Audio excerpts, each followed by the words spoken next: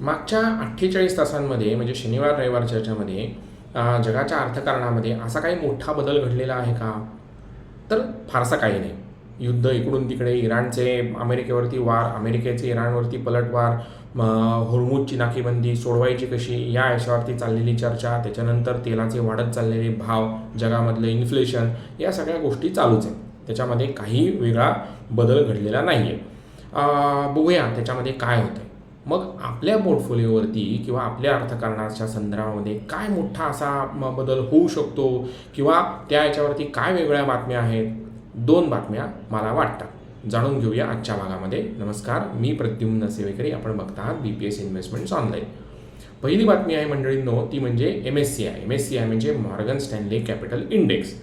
आता 2 महत्त्वाचे इंडेक्स आहेत बरं का. एक आहे MSCI म्हणजे मॉर्गन स्टॅनले कॅपिटल इंडेक्स.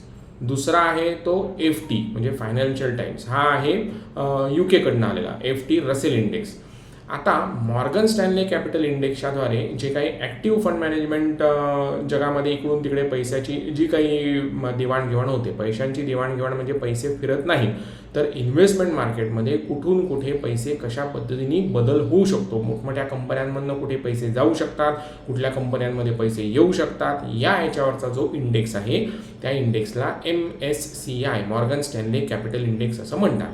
आता तो का बरं बघणं गरजेचं आहे? तर मंडळींनो, या मॉर्गन स्टॅनले कॅपिटल इंडेक्सची व्याप्ती आहे $15 ट्रिलियन. 15 ट्रिलियन म्हणजे जवळपास 15 लाख कोटी रुपये यांच्या बातम्यांमुळे पैसे इकडून तिकडे फिरू शकतात. काही कंपन्यांमध्ये पैसे येऊ शकतात, काही कंपन्यांमध्ये पैसे जाऊ शकतात. मग मॉर्गन स्टॅनले आणि मगाशी जो म्हणालो तो FT म्हणजे फायनान्शियल टाइम्स हा लंडन स्थित आहे म्हणजे इंग्लंड स्थित आहे. मग आता या दोघांमधला फरक काय आहे? तर एक म्हणजे प्रस्थापित आहे आणि एक म्हणजे इमर्जिंग आहे. आता FT हा प्रस्थापित आणि MSCI हा इमर्जिंग. म्हणजे तुम्ही असं डोळ्यासमोर कोक आणि पेप्सी आणा. साधारणतः कोक कसं आहे, कोक हे एस्टॅब्लिश लोकांचं किंवा जे ज्येष्ठ मंडळी आहेत त्यांचं ड्रिंक आहे आणि पेप्सी हे तरुणाईचं ड्रिंक आहे. त्या पद्धतीने तुमच्या डोळ्यासमोर तुम्ही चित्र आणा.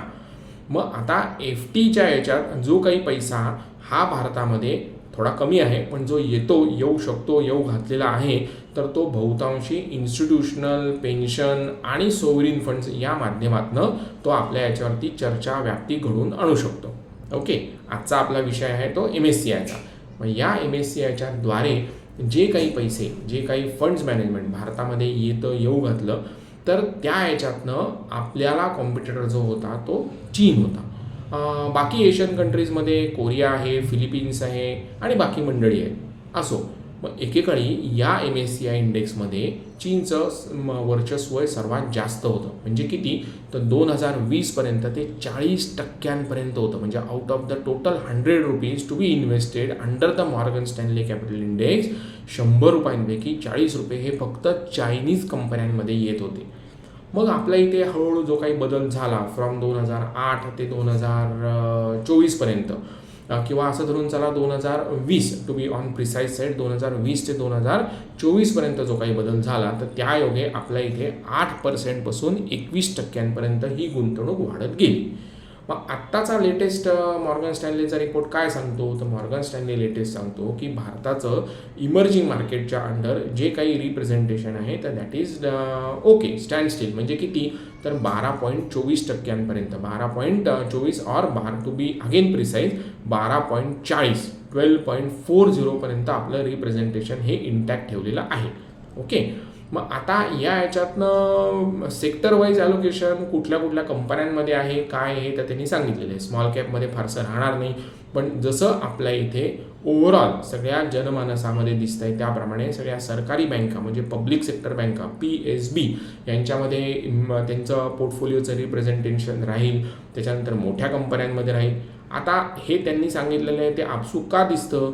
तर मग आत्ता सद्यस्थिती जी काही आहे त्या बाजारातली जी परिस्थिती आहे म्हणजे युद्ध आणि युद्ध रिलेटेड जी काही परिस्थिती आहे त्यामुळे छोट्या कंपन्यांमधनं मोठ्या आणि सरकारी कंपन्यांमध्ये जी काही गुंतवणूक आहे ती तशीच आहे, ती दिसतीये. त्या योगे मॉर्गन स्टॅनले कॅपिटल इंडेक्सनी त्यांचा फंड मॅनेजमेंट रिव्ह्यू रिपोर्ट सांगितलेला आहे. असो, त्याच्यावरती डिटेल आपण उद्या परवाच्या भागामध्ये बघूच या. आता दुसरा एक रिपोर्ट जो आपल्यासाठी पण महत्त्वाचा आहे. आता बघा, हा रिपोर्ट कोणाचा आहे, तर हा रिपोर्ट आहे डिपार्टमेंट ऑफ इकॉनॉमिक अफेअर्स किंवा इकॉनॉमिक मिनिस्ट्रीचा. आता हा रिपोर्ट ते दर महिन्याला प्रकाशित करत असतात. या रिपोर्टमधलं महत्त्वाचं जे काही 10 पॉईंट्स त्यांनी सांगितलेले आहेत त्याच्यातलं आपण म्हणूया की रिपोर्ट कसं प्रेझेंटेशन त्यांनी केलेलं आहे, रिपोर्टचं टायटलिंग त्यांनी जे काही केलेलं आहे त्या याच्यामध्ये ते म्हणतात कॉशियस रेझिलन्स. म्हणजे काय, याच्यावरती सतर्क लवचिकपणा. कॉशियस रेझिलियन्स म्हणजे सतर्क लवचिकपणा. आता हे काय सांगतं, तर आत्ताची जी काही पुन्हा again related to common sense, बरं का, again related to common sense, आत्ताची जी काही प्राप्त परिस्थिती आहे त्या प्राप्त परिस्थितीला अनुसरून भारताची इकॉनॉमिक वाटचाल, भारताची आर्थिक वाटचाल ही सतर्क आहे, लवचिक आहे आणि त्या योगे we try to post ourselves as one of the emerging better countries other than other world, असं त्यांचं म्हणणं आहे. फक्त या रिपोर्टमध्ये जे काही त्यांनी ज्या पद्धतीने सांगितलेलं आहे, आता त्यांनी काय सांगितलेलं आहे, तर त्यांचं म्हणणं आहे, या रिपोर्टचं म्हणणं आहे की भारतामध्ये जवळपास 94.5 बिलियन डॉलर्सची FDI आली. हे आता मी नाही म्हणते, हे रिपोर्टच्या नुसार सांगतात. ओके, रिप्रेझेंटेशन त्यांचं कसं आहे त्याच्यानुसार, ते काय आहे, चांगलं आहे का वाईट आहे हे आपण नंतर बघूया. त्याच्यानंतर FPI इनफ्लो आउटफ्लो जो काही आहे तर तो त्याच्यातला आउटफ्लो जो काही आहे तर तो 3.33 लाख कोटींचा झालेला आहे. बघा, FDI इनफ्लो त्यांच्या रिपोर्टच्या नुसार 94.5 बिलियन डॉलर्सचं झालेलं आहे आणि FPI आउटफ्लोज हे 3.33 लाख कोटींचे झालेले आहेत. आणि RBIने जो रुपया सांभाळण्यासाठीचा जो काही उद्योग केलेला आहे तर त्या याच्यामध्ये 55 बिलियन डॉलर्स हे आत्तापर्यंत खर्च झालेले आहेत. आता मी तुम्हाला का म्हणलं की रिपोर्टचा जो काही फॉर्मॅट आहे तर तो रिपोर्टचा फॉर्मॅट त्या पद्धतीने सांगतो की India's economy is under cautious resilience. पुन्हा सांगतो, सतर्क लवचिकपणा. आता या रिपोर्टमधनं जर रिप्रेझेंट काय दिसतं की अरे बापरे, आपल्याकडे 94 अब्ज डॉलर्स आलेले आहेत.